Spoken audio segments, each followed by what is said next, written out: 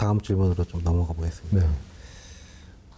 실제 실무적으로 이제 수출입하는 기업들 입장에서는 좀 중요한 문제인데, 뭐 미국도 뭐 그런데 수출 대금을 내야 되잖아요. 네. 비트코인 같은 걸로 수출 대금을 내고 이런 경우에는 좀 복잡해질 것 같아요. 주의해야 맞습니다. 될 것도 많고요. 네. 수출 대금을 비트코인으로 회수하는 것에 대해서도 꼭 한 말씀 드리겠습니다. 이게 왜냐면 잘못 알고 계시는 부분이 너무 많거든요. 요즘 그 중국이라든지 또 남미 이런 나라에서 경제 사정이 안 좋기 때문에 외환 통제를 하는 경우들이 많습니다. 그래서 은행을 통해서 외국환을 송금해 주는 거를 수출 기업들이 허가를 받는 정도의 어려움이 있거든요.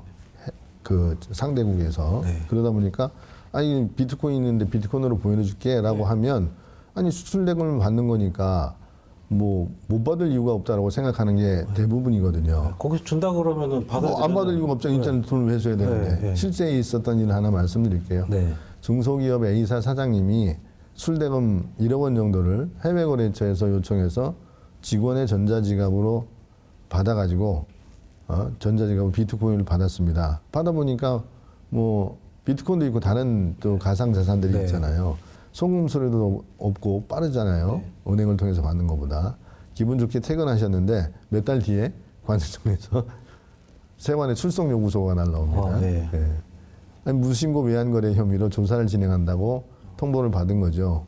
그럼 사장님이 그러면 이제 이렇게 얘기하시죠. 아니 내가 불법 자금도 아니고 세탁한 것도 아니고 술한 거 신고 필증 있지 않냐. 술대금 받은 건데 왜 문제를 삼냐.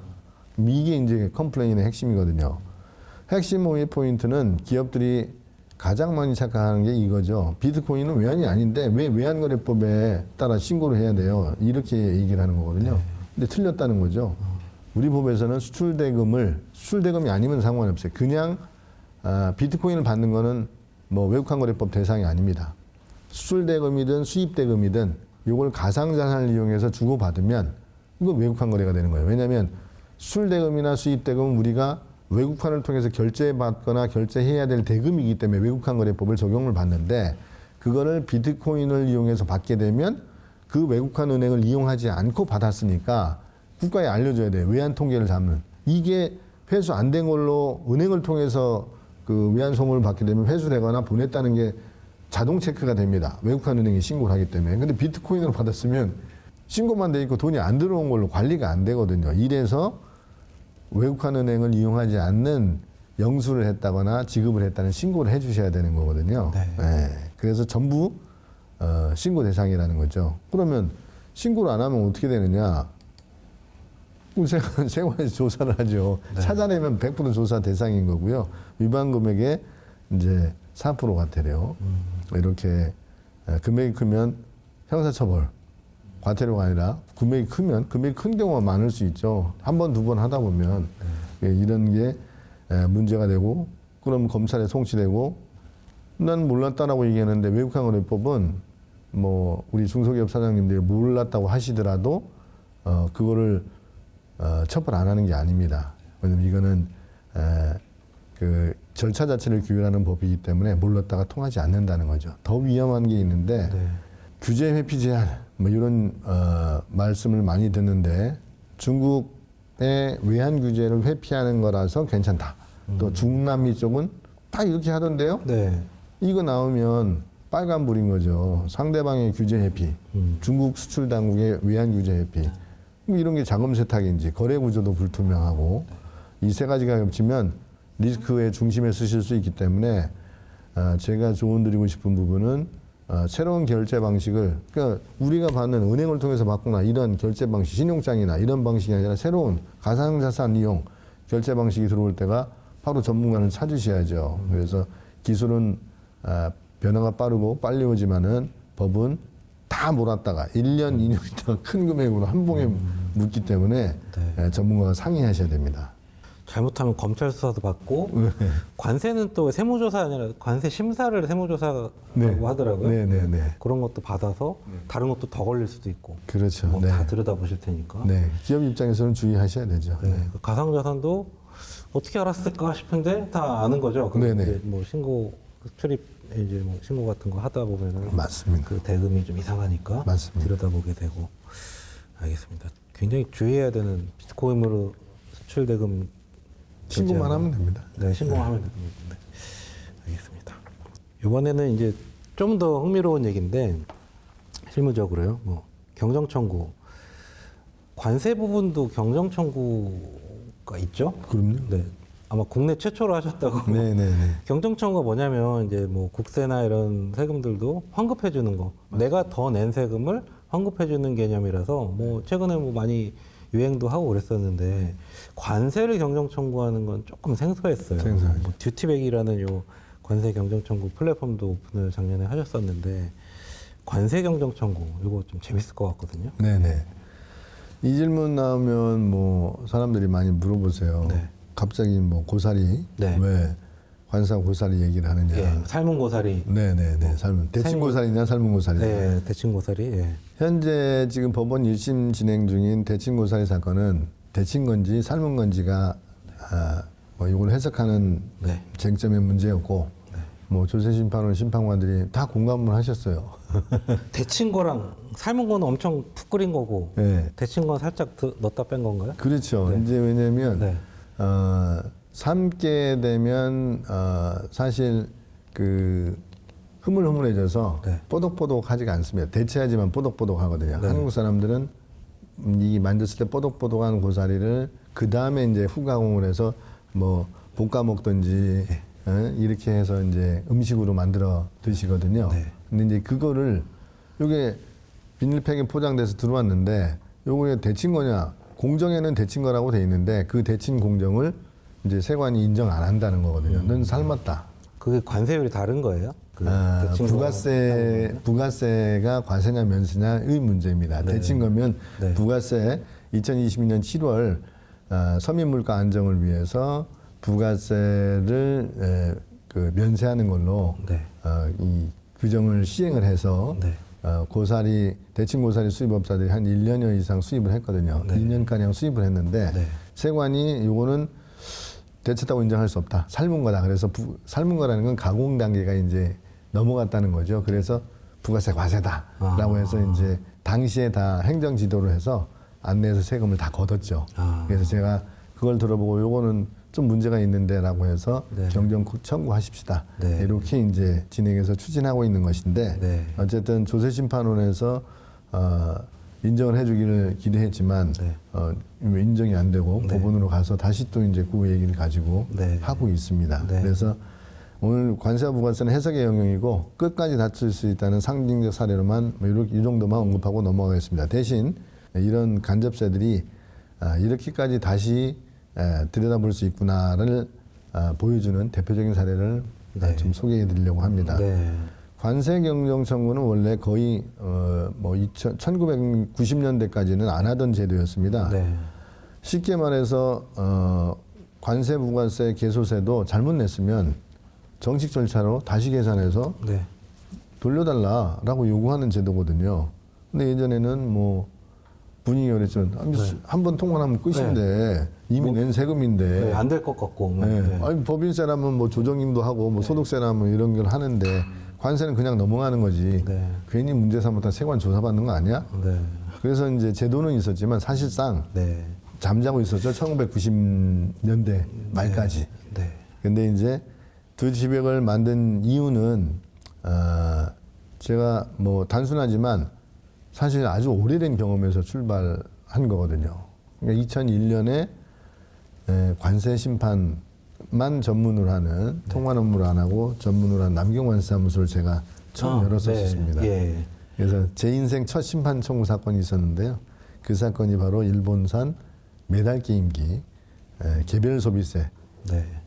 지금 이제 당시에는 특소세라고 했거든요. 특별 소비세라고 해서 그에 대한 부가처분 취소 사건이 있었습니다. 그래서 당시에 관세청이 이 메달 게임기가 이렇게 크게 돼 있어서 메달이 돌아가면서 메달이 떨어지면 그걸 모아가지고 상품권도 바꾸고 했었거든요. 네. 상품권을 바꾸니까 관세청 조사관이 그걸 보고 이거 사행성 오락인데 라고 생각을 해서 사행성 오락기구 당시에 특별소비세법이 있던 사행성 오락기구로 모아서 무려 30%의 특수세를 부과를 했거든요. 막 카지노 투정기 그렇죠. 투정기. 그런 걸로 그렇죠. 네. 그걸로 부과한 거죠. 네. 그래서 제가 그 얘기를 듣고 전문을 다 다시 들여다봤습니다. 그래서 특설세법에서 말하는 산행성 오락기라고 하는 건 네. 카지노 투정기 얘기했잖아요. 네. 그거거든요. 네. 그래서 이제 슬롯머신 같은 것들 그 카지노에서 쓰는 이걸 전제로 한 것인데 요 일본산 메달 게임기는 당시 영상물 게임 등급위원회라는 문화관광부 산하 기관이 있어요. 거기서 등급 심의를 해주거든요. 네. 사행성, 선정성, 폭력성 이런 걸 다 봐서 네. 등급이 안 되면 유통을 못 하게 해요. 네. 등급이 안 나오니까 등급이 나오면 성인 이용가, 뭐 15세 이용가 이렇게 해주잖아요. 그것처럼 등급이 나온단 말이죠. 아니 등급이 나오는데 그 무슨 사행성이냐? 사행성이라는 거는 이건 카지노에 쓰는 오락기구만 해당하는 것이다. 그냥 라고- 오락기, 그냥 네. 게임 그렇죠. 오락실에 있는 거 그런 거라고 본 거죠. 그렇게 판단한 거죠. 네. 그래서 제가 이렇게 주장했습니다. 이 게임기는 카지노에 사용하는 사행성 도박기기가 아니라 등급심의, 국가에서 정한 문화관광부의 등급심의를 거친 합법적인 오락기구다. 그래서 결과는 국세심판원, 당시에는 국세심판원이었거든요. 제 주장을 그대로 인정해줬고 그때 경정청구도 동시에 인정이 됐습니다. 그래서 그게 제가 경험한 관세도 또 개별소비세도 당시의 특별소비세도 틀릴 수 있고 바로 잡을 수 있다를 확신한 첫 순간이었거든요. 그 이후에도 정부에서 환급을 받을 수 그렇죠, 있다. 그렇죠. 네. 그래서 이제 법무부인 율촌, 법무부인 충정 이런 데 근무하면서 여러 분야의 경정청구 사건을 많이 했었거든요. 네. 근데 그 과정에서 늘 당연히 얘기했던 게 하나 있습니다. 법인세, 소득세는 연 단위로 신고를 하잖아요. 그러니까 연 단위로 신고하다 보면 몰아서 내니까 잘못 신고할 수 있죠. 그러면 당연히 경정청구해야 되는 게 당연한 거잖아요. 근데 이제 수입 통관할 때 건 단위로 납세 신고를 다 하거든요. 근데 한번 냈는데 이미 종결됐는데 관부과세 그 영역에 오면 공기가 좀 달라지는 거죠. 한 번 내면 끝났는데 끝난 거 아니에요? 이미 통관됐는데 또 괜히 문제 삼았다가 더 불리해지는 게 아닌가 너무 걱정들을 많이 하시더라는 거죠. 그때마다 저는 그런 의문이 들었었어요. 왜 법인세, 소득세는 당연한 권리로 인정되는데 건건이 수입 신고하는 이 관세와 부가세, 개별소비세만 한 번 내면 끝처럼 취급되냐. 우리 관세법, 부가세법, 개별소비법 다 있잖아요. 해석이 있고 판단이 개입되면 어떻게 완벽합니까? 틀릴 수 있는 거 아닙니까? 저는 1, 2, 3%는 틀릴 수 있다고 봅니다. 신이 아니기 때문에. 그래서 제가 고칠 수 있어야 정상이라고 생각을 했고요. 제안한 관점은 관세를 또 부가세를, 개소세를 확정된 숫자로 보지 말자. 확정 안 됐다.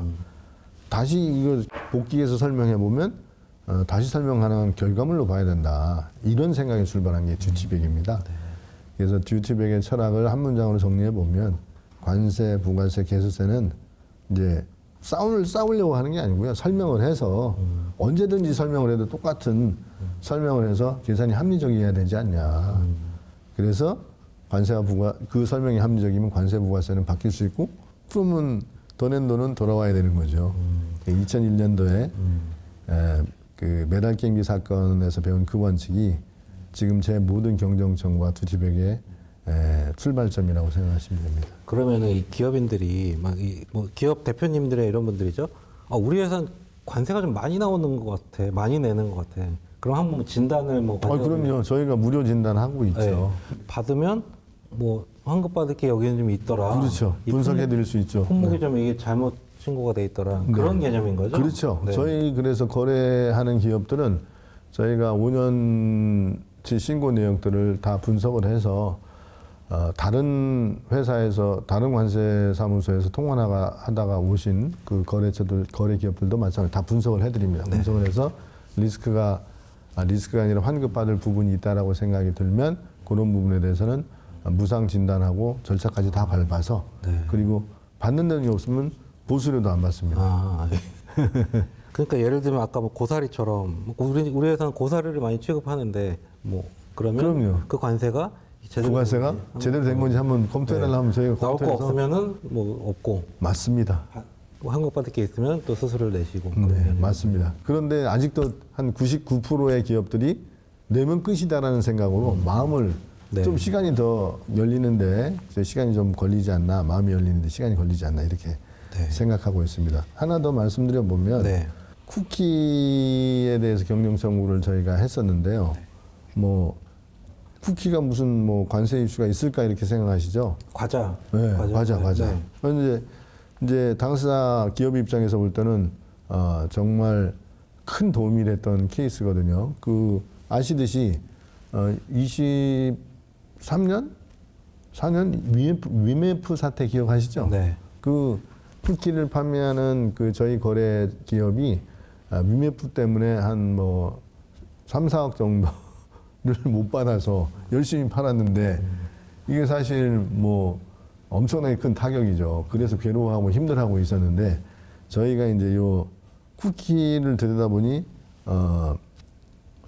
좀 이상한 부분이 있더라고요. 왜냐하면 쿠키가 스위트 쿠키로 인정받으려면 조건이 있는데 그 조건을 좀 인정받는 게 쉬운 건 아닙니다. 그 조건을 분석을 저희가 좀 해봤어요. 그래서 원래 그 거래 기업이 저희가 한 4, 5년 정도 다른 회사에서 하던 회사를 저희를 찾아와서 저희가 업무를 해드렸는데 쿠키는 뭐 늘 기본적이다 보니까 8% 관세를 내고 있었고 네.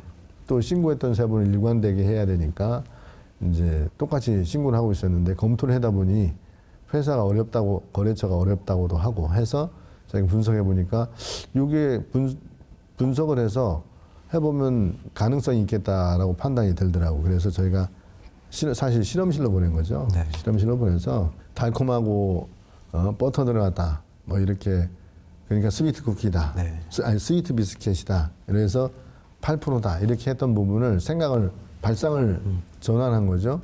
아예 실험실로 보내서 성분을 한번 따져보고 그걸 기초로 해서 실제 스위트 쿠키 비스킷이 맞는지 왜냐면 이게 그 홍콩 관련해서 이제 그 명품 그 비스켓인데요. 네. 뭐, 유명한 그 뭐 믹스가 많이 들어가 있어요. 엄청나게 네. 많은 아이템이 들어가 있어서 네. 일반적인 스위트 비스켓이 아닐 수 있어요. 그래서 저희가 이제 분석을 해서 네. 스위트 쿠키가 아니지 않을까? 이런 관점에서 이제 기준으로 저희가 분석을 하고 그 기준 분석을 해보니 관세일표 해설세 스위트 비스켓에는 아주 구체적인 조건들이 달려 있거든요. 네. 뭐 설탕 함량, 지방 함량, 네. 가루 합계 뭐 이런 것도 다 달려 있고 완제품 수분 함량도 따져요. 왜냐하면 수분이 많냐 적냐. 네. 그것도 이제 좀 적어야 바삭거리니까. 그다음에 지방 함량도 뭐 지방을 많이 넣어야 풍미가 좋아지는데 30%, 35% 이하인지 이런 것들도 다 따져 복합적으로 따지거든요. 그래서 저희가 이걸 실험실로 보내서 실험 결과 달콤해 보여도 스위트 쿠키는 아니다라고 아니다. 이렇게 결과가 나와서 이걸 기준으로 해서 경정 청구를 해서 그 거래 기업이 하여튼 손해 봤던 거 다 상세하고도 남을 정도로 큰 금액을 받아들였습니다. 8% 기본 관세율이 아니라 5%로 떨어집니다. 5%로 떨어지면 관세가 어마어마하게 환급이 돼요. 그렇죠. 많이 환급되죠. 몇 억 단위로 환급이 돼서 네. 사실 3% 차이니까 뭐 얼마 되겠어요? 왜냐면 8%에서 0%로 떨어져야 크게 생각하시는데 네. 이게 이제 쿠키가 고가 비스킷이 고가이고 그 고가의 비스킷을 1년에 수십억씩 네. 수입을 해서 5년 동안 해왔으면 금액이 많을 거 아니겠습니까? 저희가 품목들도 싹 다 털어가지고 한두 개 빼놓고 다 정리를 하다 보니까 금액이 많이 나오게 됐던 거죠. 경정 청구가 그렇더라고요. 5년치까지 가니까 맞습니다. 이렇게 막 더 늘어나더라고요. 맞습니다. 그게 바로 이제 경정청구의 힘이고 네. 듀티백이 존재하는 이유입니다. 네. 이 사건이 남긴 메시지를 보면 단순하죠. 그 관세는 이미 냈다고 해서 뭐 납부했다고 해서 항상 그게 다 정당한 건 아닙니다. 관세, 부가세, 개별세, 소비세법도 다 법이 있고 기준이 있고 과학적 검증도 가능하고 선명히 합리적이면 다 계산될 수 있는 거 아닙니까? 그렇게 해서 계산돼서 이상이 없으면 잘 신고한 거고 이상이 없으면 잘 신고한 것인데 이상이 있는데 적게 냈으면 그 리스크를 체크해야 되는 거고 더 냈으면 돌려받아야 되는 거거든요. 근데 이제 세관의 입장에서 볼 때는 덜 낸 거는 기가 막히게 찾아냅니다.